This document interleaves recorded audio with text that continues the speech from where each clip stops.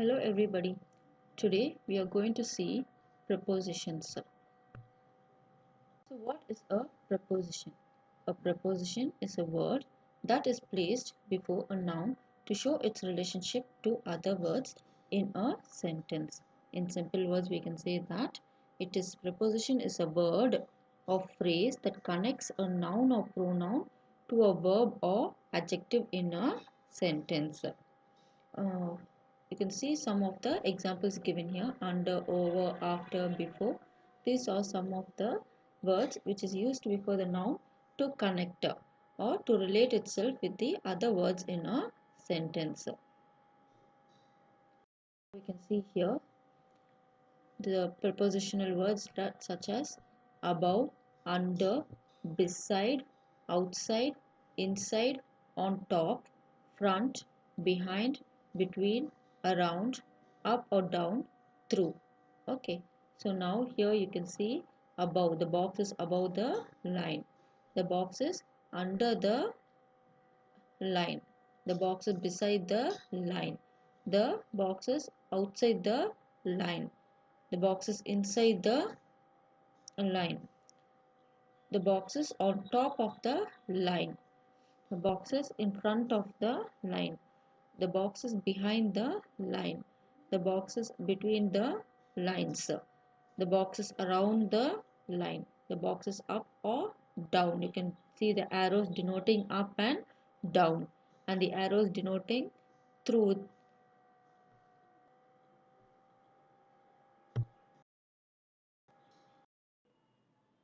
Here we are going to see prepositions of time. These prepositions are used to indicate when a particular event happened. These include in, on, at, since, for, during, etc. That is, here prepositions of time denotes when a particular event or incident had happened. It indicates the time. It answers to the question when. So we use the words prepositions like in, on, at, since, for, during, etc. Now we shall see the examples for prepositions of time. Examples: I was studying in the morning. So when was he studying? He was studying in the morning. She was born on 5th of July. When was she born? 5th of July. I will reach there at 6 o'clock. When will she reach?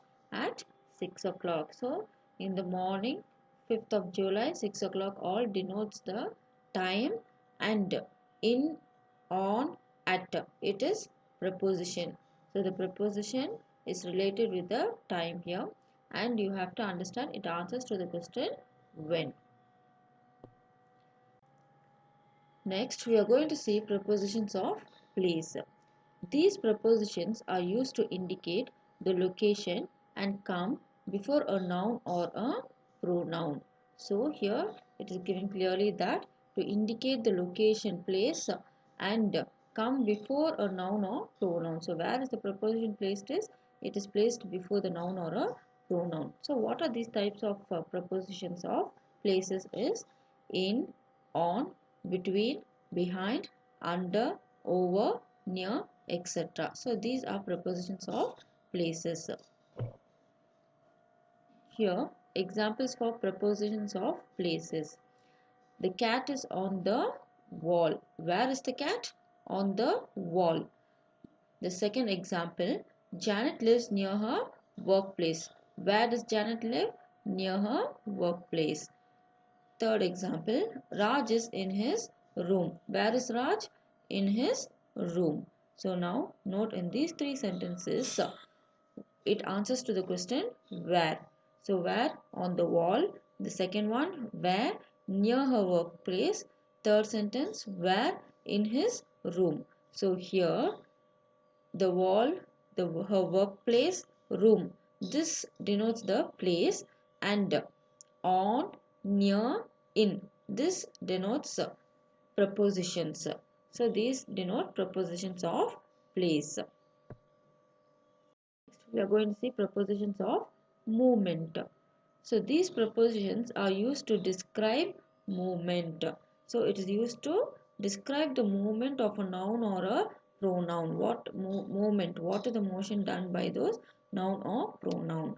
So these include into, to, towards, through, etc. Now we are going to see the examples for prepositions of movement. I went to the bookstore. So where did he go? To the bookstore. The swimmer jumped into the swimming pool. Where did he jump? Into the swimming pool. The dog was coming towards him. Where was the dog coming from? Towards him. Okay. So now note in these three examples the uh, movement of the pronoun I went to the bookstore. So the movement, that is moving towards the bookstore. Next, second example, the swimmer jumped into the swimming pool. So the swimmer is going into the swimming pool. The movement here is into. The dog was coming towards him. So the dog from where it is coming towards. Okay, so towards here represents the movement. So the examples for movement here is to, into, towards. Now we shall see since and for. Since refers to a particular point of time. That is, here since means to a particular time. From a particular time, it is you are doing a work. For example, first one, I have been studying since 5 a.m. and I am at it even now. So here you can see from 5 a.m. 5 o'clock in the morning he's been studying till now, till the present time he is still studying. So for this we use the preposition since.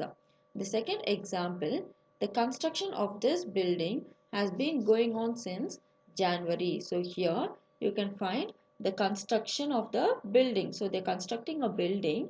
So that building work is going on from January. Okay. So since January that work is being done.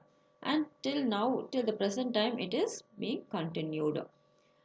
The second one, for. For refers to the duration of the time. That is, for a particular period of time, the work had been done. First example, Maya has worked in this institution as an accountant for 23 years. So now they are saying that for a particular duration of time, the now Maya has been working in the institution. Second example, many ideas were discussed for 3 weeks before the annual day theme was finalized. So now 3 weeks, here it is the duration of time. The ideas were being discussed for the annual day meet. Okay. Now we are going to see during and in. So both during and in are used to describe actions that happen in a particular period of time. So here they say during and in is also used for a particular period of time. So in a particular period of time, these actions are taking place. Now for a first example, we will be visiting my grandparents during the summer vacation. So always during summer vacation, they will be visiting their grandparents. You can also put it in other words. Example, the second one, we will be visiting my grandparents in the summer vacation. So instead of using during, we are using in. But the content over there is same. The message that is given is the action that has happened is the same. Next one is between and among. Between is used when naming definite individual items. So when you're giving an individual item, only two persons or one plus one layer, when you're doing individual and definite items, you can use between. Example, the discussion on a sports meet between our school and other schools are going on for 2 days. So for 2 days, the two schools are being discussing on a sports meet. So between our school and the other schools, the discussion is going on. The second example, the final match will be held between India and Australia, only between two teams. The final match is going to be held only between two teams, India and Australia. Among. Among is used when the items are part of a group and are not specifically named. So here it is very simply you can know that among is used between a group of people or group of things. It is not specifically named, not only for a particular items or individual items. That is more than two you can use among. Example, the sailors divided the money among themselves and the ship sailed on. So the sailors, that is more than two sailors. There are more than two sailors in the ship, and so they had divided the money among themselves, and the ship was moving on.